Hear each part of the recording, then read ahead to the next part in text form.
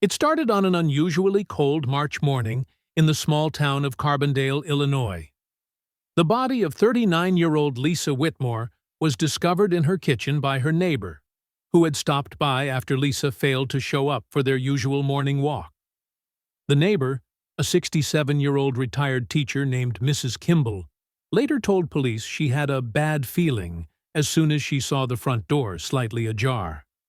Lisa's body was found lying face down on the kitchen floor in a pool of blood, a deep laceration on the back of her head, and signs of bruising on her arms and neck. There were no signs of forced entry.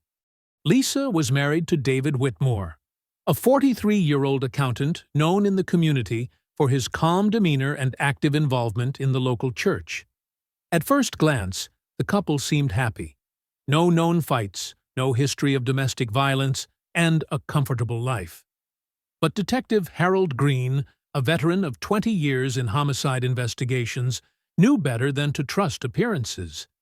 Something about the scene struck him as too clean, too planned. David arrived at the scene 20 minutes later, visibly shaken.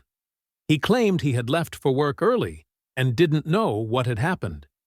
He told detectives Lisa had been planning to visit her sister, Angela, later that afternoon.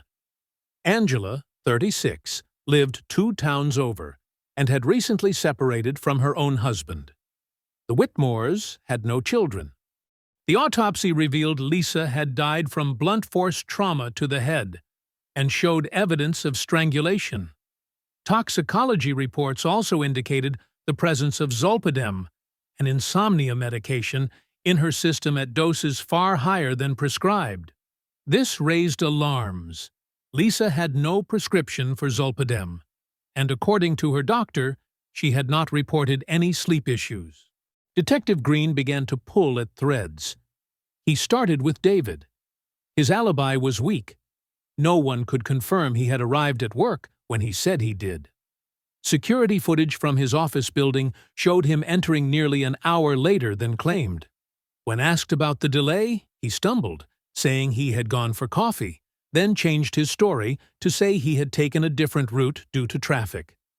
GPS data from his phone contradicted both claims. The case took a darker turn when detectives began to investigate Lisa's phone records. In the weeks leading up to her murder, she had exchanged dozens of texts with her sister Angela. Many of them concerned suspicions Lisa had about David's behavior. In one message, dated 10 days before her death, Lisa wrote, "He's hiding something. I feel it. And I'm starting to think you're not telling me everything either." Angela never responded to that message. Police obtained a warrant for Angela's phone and laptop. What they found shattered any illusion of sisterly love. Angela and David had been exchanging encrypted messages for over a year. The nature of the messages started innocently, discussing family, frustrations, and the pain of their respective marriages, but eventually they turned romantic, then explicit, and finally sinister. One message from David read, "We can't keep living like this. I want you, only you." Angela replied, "Then end it. She doesn't deserve either of us." David, "Soon. I'm working on something. Be ready." Angela, "You know where the pills are?" Detective Green brought Angela in for questioning. She denied everything, claimed the messages were taken out of context, that she and David had only been venting. But when confronted with the sheer volume of messages, hundreds of them, her story began to shift. She admitted to an emotional affair but denied any involvement in Lisa's death. Green didn't believe her, and neither did the DA. Forensics found traces of David's fingerprints on a glass hidden in the dishwasher that contained residue of zolpidem. Lisa's fingerprints were on it too. Investigators concluded she had been drugged the night before, likely to incapacitate her. Bruises on her wrists indicated she may have tried to fight back before being killed. The final blow came when detectives discovered a hidden email account used by David and Angela to communicate when they weren't texting. One email exchange, dated 3 days before the murder, detailed the plan. David: I'll take care of it Tuesday morning. You need to be ready to come to the house that evening.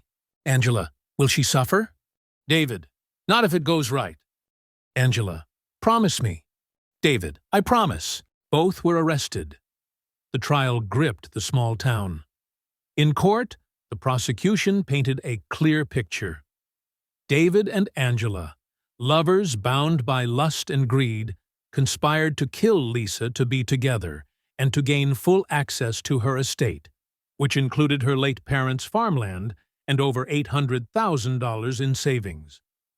David had convinced Lisa to consolidate all their assets under his name months earlier, citing financial efficiency. Angela broke first. Faced with overwhelming evidence and a possible life sentence, she accepted a plea deal and testified against David. Her testimony was chilling. She described how David had spent weeks planning the murder, how he had researched the effects of zolpidem, how he had staged the scene to look like a fall. She claimed she waited outside the house the morning of the murder, just in case something went wrong. She said David came out shaking, pale, and whispered, "It's done." They kissed in the car. Then she drove off. They had planned to meet in another state a few weeks later and start fresh. David showed no emotion during the trial. Not when photos of Lisa's body were shown. Not when his own words were read aloud. Not even when Angela, the woman he killed for, pointed at him and said, "He planned everything. I was just stupid enough to follow." The jury took 5 hours to convict David of first-degree murder, conspiracy to commit murder, and tampering with evidence. He was sentenced to life without parole. Angela received 18 years under the plea deal. During sentencing, Lisa's mother addressed the court. Her voice trembled as she said, "My daughter died believing her husband loved her, and her sister would protect her. Instead, they destroyed her. For nothing." After the sentencing, Detective Green was asked by a reporter what stuck with him most. He replied, "How normal it all looked from the outside. 2 people sitting in church, smiling, hiding a murder in their eyes." The Whitmore home was sold, eventually bought by a couple unaware of its history. Lisa's grave is visited every year by the few who still remember the woman with the bright smile and a heart that trusted too much. David remains incarcerated at the Menard Correctional Center. He has not spoken a word about the case since his conviction. Angela, meanwhile, has reportedly become withdrawn and is kept under observation due to multiple suicide attempts.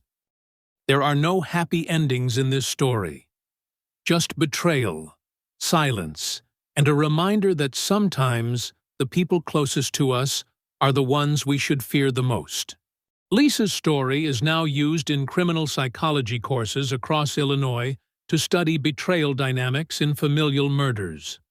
Her last journal entry, found hidden under her mattress, read simply, "I think they're in love. I think they want me gone. If anything happens to me, look at them." Those words in the end were what convicted them both. No dramatic confrontation. No wild police chase.